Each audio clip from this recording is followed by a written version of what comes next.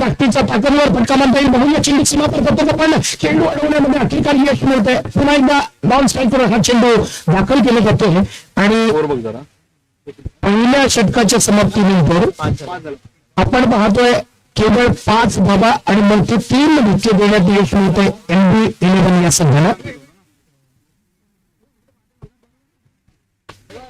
एक षटक 5 धावा आणि 3 मोठमोठे धक्के या ठिकाणी देण्यात यश मिळते MB11 या संघाला. पण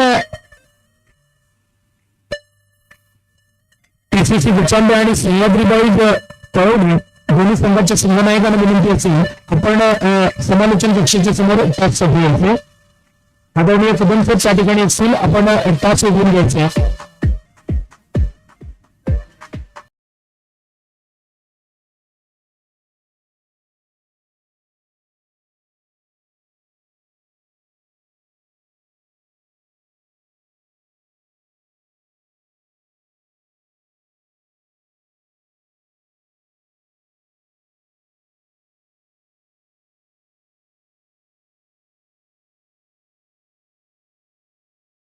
एक धाव पडल्याने धाव संख्या होती आहे ती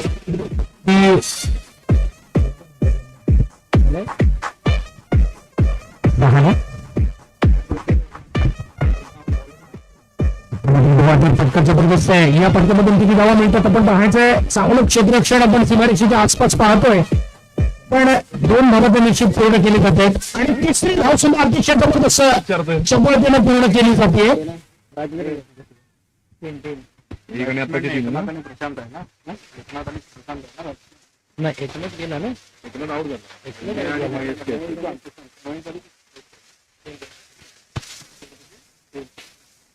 महेश आणि सुशांत ही जोडी मैदानात अतिशय चांगली कामगिरी आपल्याला करताना दिसते.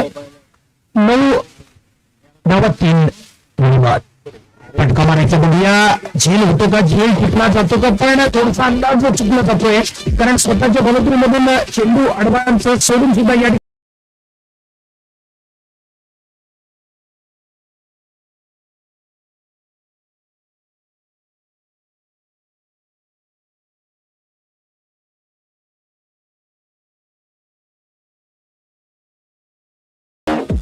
परीक्षेचा दाखल या ठिकाणी दाखल झालेले. आपणाला विनंती असेल आपण समालोचन कक्षासमोर दुसरी षटक चालू आहे. 3-10 मात्र मोठा फटका आहे. बघूया पुन्हा एक झेल होतो का पण अंदाज घेतला जातोय. 1 धाव तर पूर्ण केली जाते. 2 धावा खात्रीशीर पूर्ण केल्या जात आहेत. दोन्ही गड्यांमधलं ताळमेळ आपण सुरेख पाहतोय आणि त्या सुरेख ताळमेळच्या जोरावरती या ठिकाणी 2 धावा पूर्ण केली जातात. धाव संख्या होती है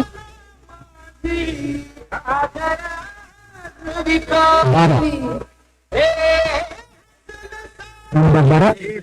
आता मात्र स्ट्राईक साठी असणार आहे महेश घ्यायची.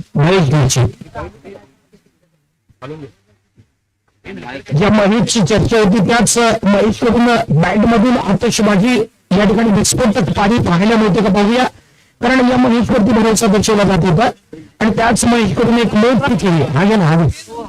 हो धाव संख्या होती ती 12. धाव संख्या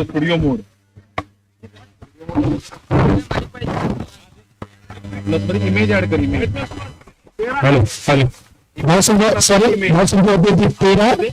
3 गड्यांच्या बदल्यामध्ये नाही फक्त इमेज आणि पुन्हा एकदा एक अनुभवी असा गोलंदाज. या वेळेला मात्र बघूया झेल होतो का. झेल अतिशय जखमेने घेतला जातो पण खेळ निसटतोय.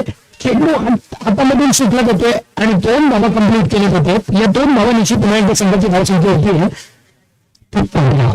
चालेल इमेज तू ओके कर आणि प्रॉपर्टी ओपन 3 बाद ब्राउज मध्ये एक उदय सावंतचा फोटो असेल एक भैया सावंतचा फोटो असेल. गोलंदाजीसाठी पहिलं षटक अतिशय चांगल्या पद्धतीने फेकताना हा मात्र चेंडू भिरकावलेला आहे. चेंडू सीमा पार करतो पाहायचा आहे. सर्व क्षेत्ररक्षकांचा अंदाज लावून चुकवला जातोय. ताकद भरा शॉट्स या ठिकाणी मात्र किती धावा वसूल केलेत आपण पाहूया. 2 धावा पडल्या. 2 धाव बरे संघाची धाव संख्या मात्र बघायला लागते. धाव संख्या होती 20 षटक चालू असताना 17 याने खतरा बघूया हा खतरा कोणासाठी अधिक असणार आहे. 17 झाला खतरा. पहिला बोल पहिली मात्र थोडीशी बडजड होत असताना पांडवराज संघ मात्र या ठिकाणी निश्चितच कमबॅक करतोय. आकर्षक फटका या वेळेला मात्र बघूया आपण संधी निश्चितच निहाळतोय. फटका अचूक मारतोय आणि या फटक्यामधून 2 धावा वसूल केले जात आहेत. 2 धावांनी शतक संपल्याची खूण पंचधान्यांकडून आम्हाला मिळते. धावसंख्या मात्र होते दुसऱ्या षटकाच्या समाप्तीनंतर या ठिकाणी आपण पाहतोय धावसंख्या येते 19.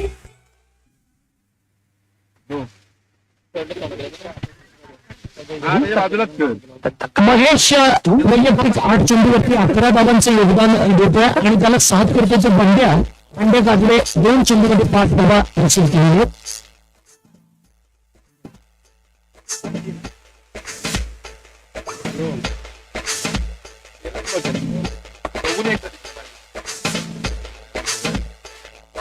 आणि आता मात्र ज्याच्या हातामध्ये चेंडू सोपवला जातो तो बंटी.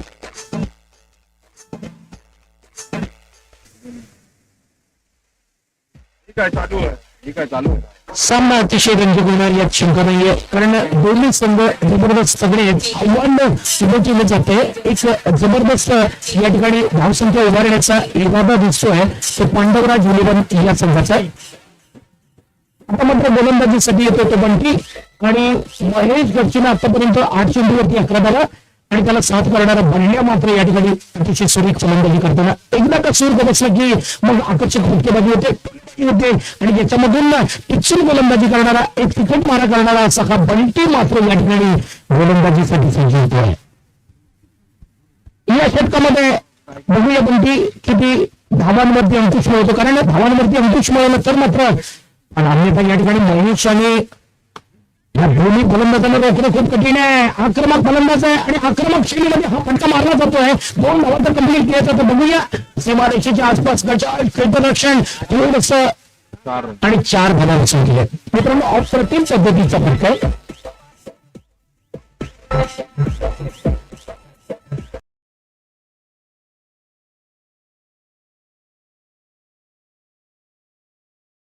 थँक्यू दिले. थोडीशी पडझड आपण पहिल्या षटकामध्ये पाहिली, पण त्यानंतर मात्र घरी घेताना संघ दिसतो तो पांडवराज इलेव्हन. यामध्ये महेश गडसे आणि बंड्याचं योगदान खूप मोठं आहे. म्हटलं तर पाहिला तर अतिशय सुरेख फटकाबाजी बघूया. सीमारेषेच्या बाजूला हा चेंडू जातोय आणि पुन्हा एकदा खराब क्षेत्ररक्षण सीमा पार जातोय चेंडू चौकार.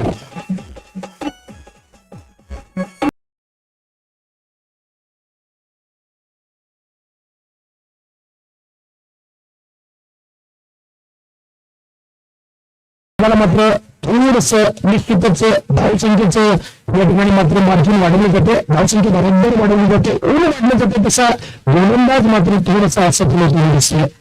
पुन्हा एकदा फटका मारायचा आहे. अतिशय सुंदर फटकावलेला हा चेंडू आहे. घोषित क्षेत्राकडे चेंडू जातो आणि या मात्र डिक्लेअर असणार एक 2 झाला.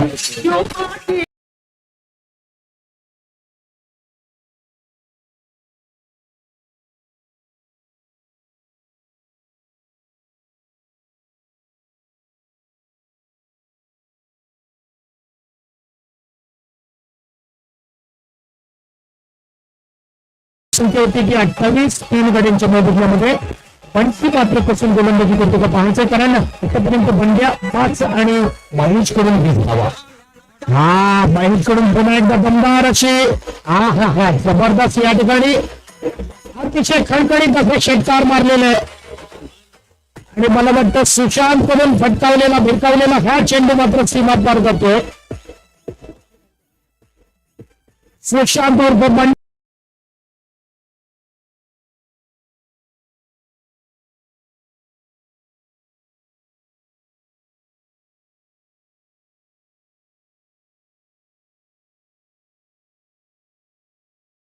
आपण पाहतोय बंटी मात्र थोडसा असं पाहतोय.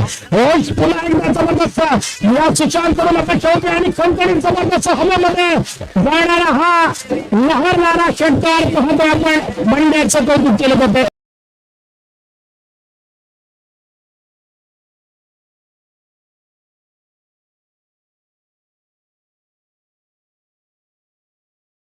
बक्षीस येत आहे. दीपकजी काणेकर 3 जर सलग षटकार मारले तर 500 रुपयाचं बक्षीस, पण इथं मात्र किंडार बदली जाते आणि सलग जर 3 गडी बाद करण्याचा विक्रम कोणी जर केला तर त्याच्यासाठी सुद्धा 500 रुपयाचं बक्षीस या ठिकाणी जाहीर केलं जातं. एकंदरीत एक जबरदस्त स्पर्धा आपण कुठे पंचक्रोशीच्या वतीने या ठिकाणी संपन्न होणारी ही स्पर्धा या ठिकाणी गणली जाते.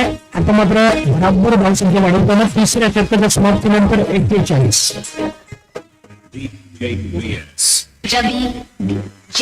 शुभम हुरे. बंटी खूप महागडा ठरलाय, कारण बंटीला ज्या वेळेला गोलंदाजीसाठी आणलं तेव्हा वाटलं होतं भावांवरती अंकुश मिळेल, पण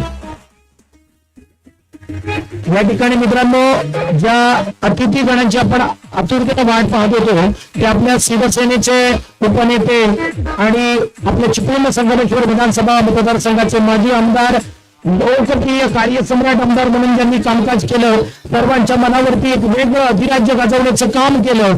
आपल्या चिपळूण संगमेश्वर विधानसभा मतदारसंघाचं त्यांना भाग्यविधाता संबोधलं जातं, गोरगरीब जनतेचा वाली ज्यांना संबोधलं जातं, जनसंपर्काचा बादशाह ज्यांना संबोधलं जातं, त्या सदानंद चव्हाण साहेबांचं या ठिकाणी आगमन होतं. अतिशय सुरेश जी दरम्यान बंटी होणे आलं.